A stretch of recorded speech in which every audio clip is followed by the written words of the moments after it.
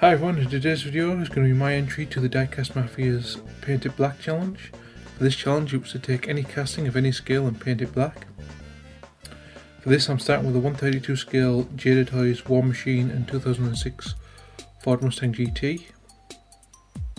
Now when I picked up this diecast a while ago I thought it would be perfect for a Death Race inspired build. So after thinking it over I've decided I'm going to build a prototype of the beast from Death Race. Now, if you've never seen the Death Race films, I'm specifically talking about the ones set in the prison. I know there's several different versions of Death Race and they go from all over with the plot, but I'm more targeting the ones where the Death Race is set up in a prison. Now, if you don't remember the film or you never saw it, here's a picture of the original beast, which is a black Mustang with red racing stripes. For those who might not remember the beginning of the film, there was actually a different Mustang with white racing stripes, and that's kind of more what I'm building. It also had different set of machine guns. I think it was 3 MG42s, and the ammo was slightly different. You should be seeing some images of that now, but unfortunately there's very few images of that Mustang because it's in the film for 5 seconds before it's blown up. That's the idea I'm going for with my build.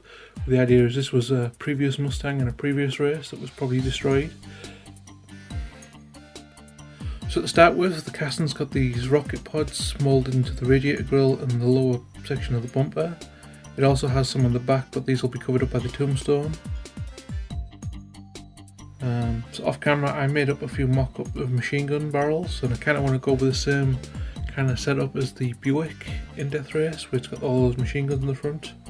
And I'm just experimenting here with the larger guns up in the grille and some smaller guns down below. I decided I really just don't like the idea of 4 machine guns, and so I'm just going to stick with the 2 on the grill and then switch the bottom ones with a push bar. So to make the gun barrels I start by cutting some styrene tube and then blue tack it in place and then use my pin drill to drill holes into it, because this is going to be the heat shield. Off camera I cut 2 different diameters of styrene tube to make up the barrel. As you can see here, all 3 pieces are going to go together. The smallest is going to be the barrel, the one you saw me drill holes in is going to be the heat shield, and then the third part is just kind of be the bracket that helps hold everything together onto the car. So here I carefully start assembling the gun using some super glue, or as I like to call it, super 9 glue, because it sticks to everything but what you want it to stick to.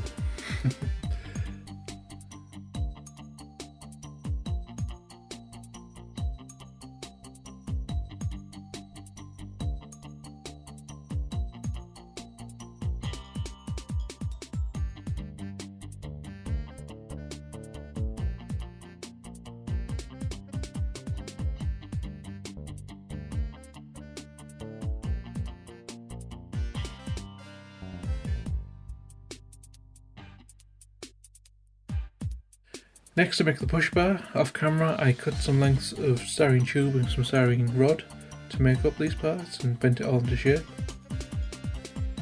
Again, use some super glue to attach the tubes over the rockets, and these are going to be the mounts where I mount the bumper.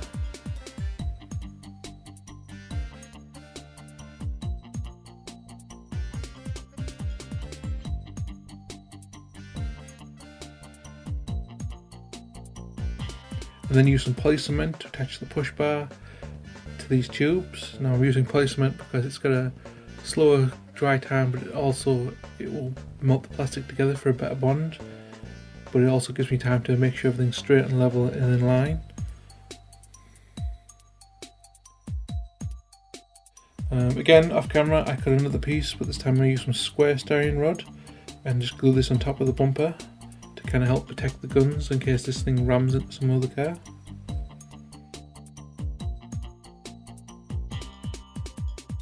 Here you can see I did a little bit more off camera.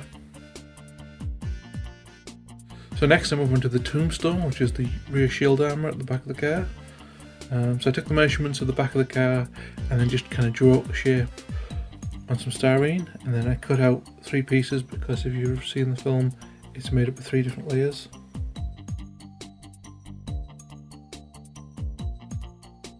Obviously I cut these out off camera and here I'm just gluing them together. Again, using some placement because it'll be a better bond with the plastic, and allows me time to make sure everything's nice and lined up before everything sets in place, unlike super glue.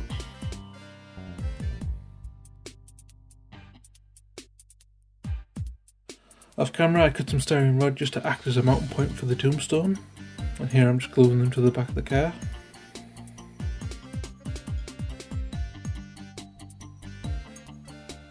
I'll glue the tombstone on after I finish painting it, just because it'd be a lot easier to paint it without the tombstone on. Next, I thought the doors looked a little too plain, so I decided to cut a panel and glue this onto the door, as you can see here.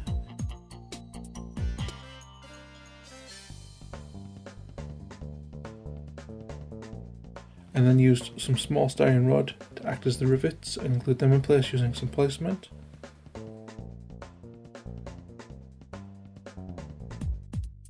And finally we move on to the painting. So I'm using Revell Aquacolor Matte Black as a base coat for the whole car.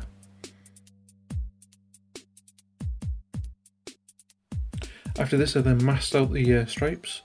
Now I should have took the air scoop off the hood and the spoiler off, but I kind of was in a rush to build this and paint this, so I didn't take those off, but next time I probably will, but a lot easier. But I just use some Revell Matte White to paint the stripe and apply several coats because obviously it's a dark colour underneath. So next I want to try a new painting technique, which is chipping with a sponge. Basically it's kind of like dry brushing, where you dip the sponge in some paint and then remove as much paint as possible off of the sponge. As you can kind of see here, so you can see there's barely any paint left, and then you want to just slowly dab this onto the car, specifically around the edges. And for this I'm using Revell Metallic Silver.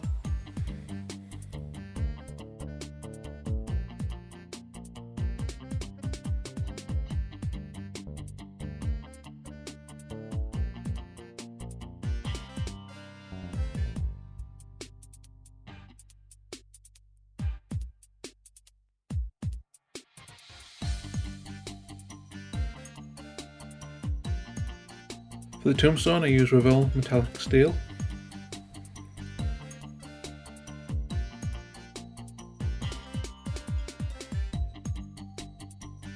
Which I also use to paint the guns.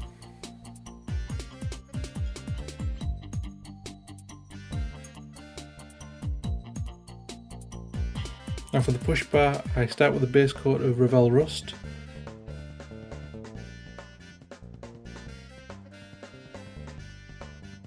And then dry brush on some Revell Metallic Silver.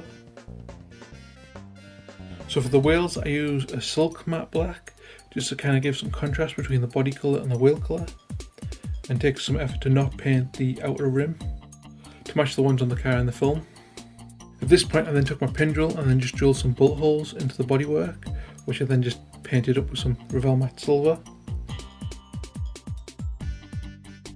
And then finally I used my homemade black wash to just kind of blend everything together and just make this thing look a bit more used. And this was the final result. I'm quite impressed with how this turned out, because I thought I went a little overboard with the chipping, but then again it was first time using it, so it was pretty good how it turned out. I will have to practice that a bit more before I use it again, but I am interested to see how it looks when I use it with rust. And emulates what you see in the film quite well, as well as still having my kind of own personal touch to it. Sadly I didn't have time to make a little short animation for this, not in time for the build anyway, but I hopefully will have that animation out by the end of the week. As usual, please stick around for the glamour shots. I hope you enjoyed the video, and I'll see you in the next build.